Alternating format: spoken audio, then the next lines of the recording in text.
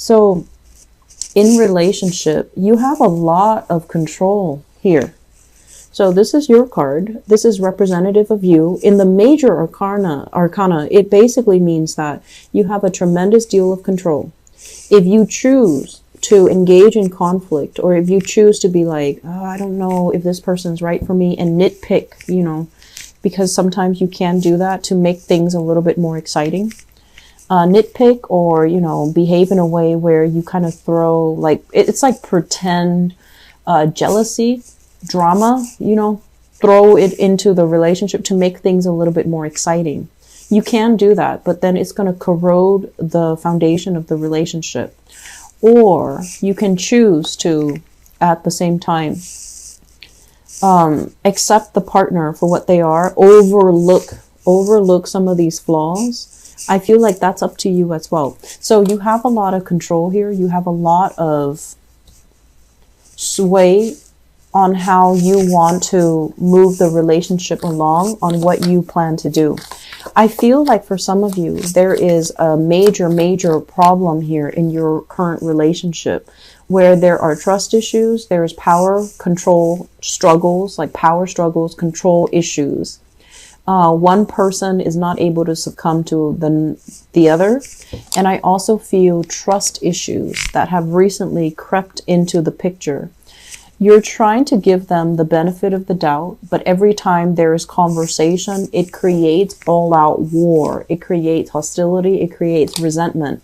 And so you're trying to, on the one hand, get to the bottom of this, but on the other hand, I feel almost like there are lingering trust issues here that you're not able to overlook, and you're not going to be getting back to this person, or you're not going to be, you know, able to sweep things under the rug anymore.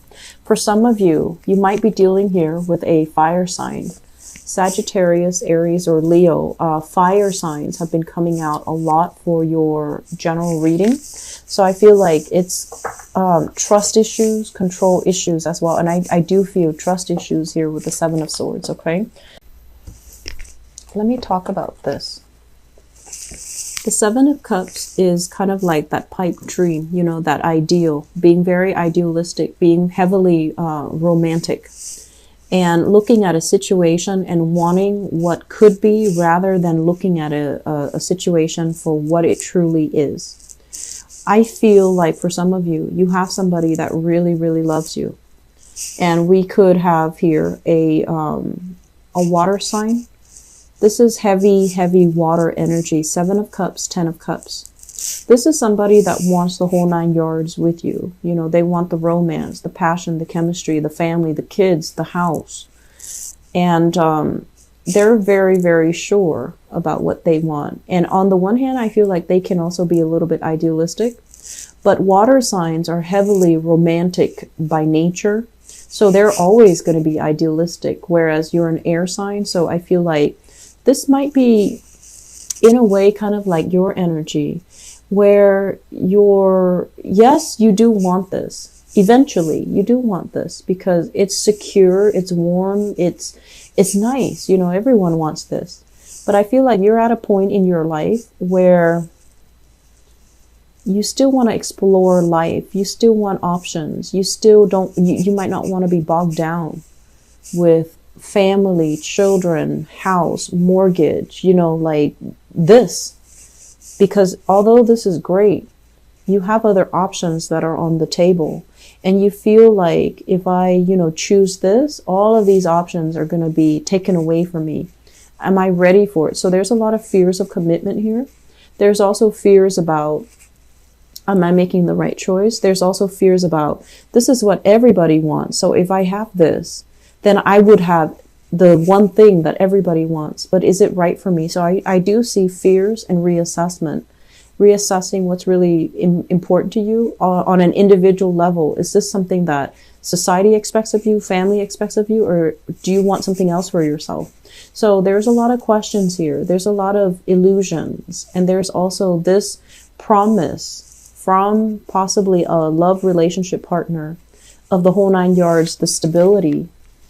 And I feel like once you have that stability, yes, it can be everything that you've wanted, Yes, it can bring you a lot of professional, admiration or even professional stability, because when the home life is stable, a lot of the times professionally it's easier for us to grow because we have more, I guess, more things at stake. If there's mortgage, if there's family, if there's children, we're going to work really hard at our finances, right? At our professional life, developing our professional careers. And so I feel like, yes, it's going to help you stabilize yourself. It's going to bring about that sense of urgency and responsibility. But if you're not ready, no matter when these things come in, no matter how they come in, if you're not ready, you're not going to build on it. And it's going to, while it's wonderful and great, and it can be very emotionally nurturing, it can be very financially stabilizing. If you're not ready for it, you're not going to build on it, and you're going to let a very good opportunity kind of like waste away because you're still wondering about alternatives. You're still wondering. But on the other hand, I have all of these options that are available. So Libras, you have a lot of great things here. And I feel like you're in a really good relationship with another person, but you're still kind of like admiring greener pastures. You're not ready to put in the work. And, I feel like deep down, as the scale of the zodiac, you are very sensitive to imbalances when they affect you. But you also need to kind of like think on the other side. Is it fair for the other person to wait around? Is it fair if I'm not able to give them 100% because I'm still scoping out other territories? So I feel like the problem with air signs in general is they're able to love, but they like to weigh out the pros and cons when they make a love decision. And I feel like that's what's happening here. On the one hand, you want this. And then on the other hand, it's like, what else is out there? And if you keep second guessing, I feel like the opportunities will slip you by. So you have a loving relationship partner. And so the third cluster here, we have the Princess of Swords. So this is, I feel, your energy. This is a card mainly about like somebody who's not overly emotional, and they're not overly like a sentimental person. Okay, so I feel like for some of you, it might be difficult for you to make emotional connections with another person, where you're kind of like barking up the wrong tree, going after people that are not right for you. Or I feel like, there might have been some complaints about relationship partners, exes, people that you've dated, and where they say like you're emotionally kind of not there. So there's an element here about needing to kind of reinvent ourselves, needing to really think about how to open up with the Death card. The Death card deals with transformation. So it's kind of like revisiting. How do we communicate? Are we warm and fuzzy and approachable? Or are we like so wrapped up in our head that we like to prove to other people how smart we are? We like to prove to other people all the things that we know. And then at the end of the day, a date turns into something very platonic.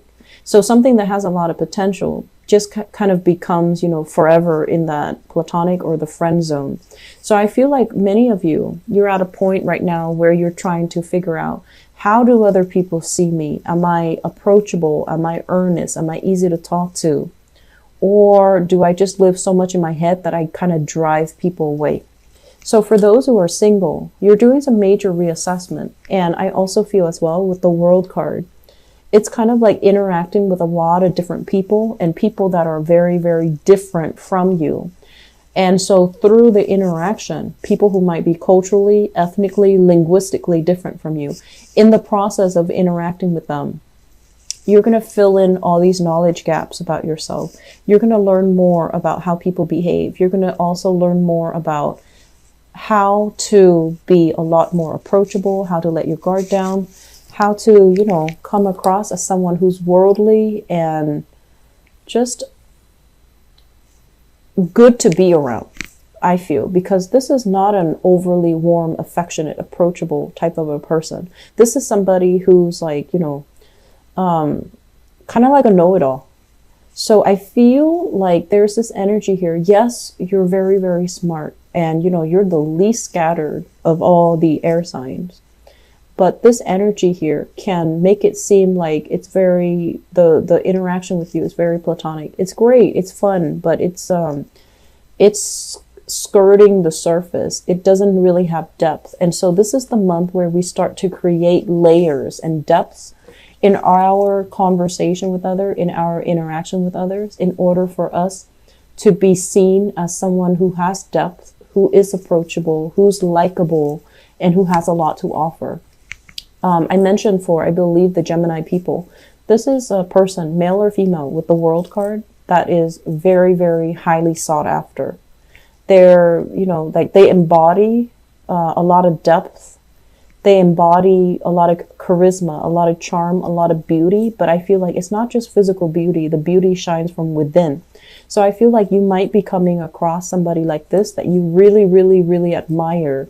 It could be somebody of the same gender, the same sex, where you wish like you could be this person. Or you are encountering this person in your dating environment, and you're trying to, you know, emulate or even, you know, try to figure out, why is this person so fascinating?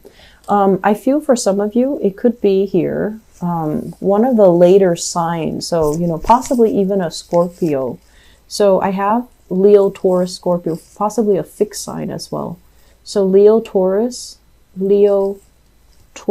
Scorpio, possibly Aquarius. So the fixed sign, somebody who is strong in their beliefs, who's very opinionated.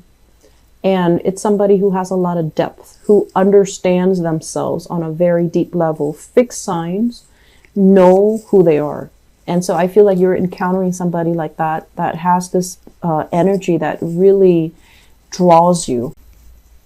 So let's talk about this here.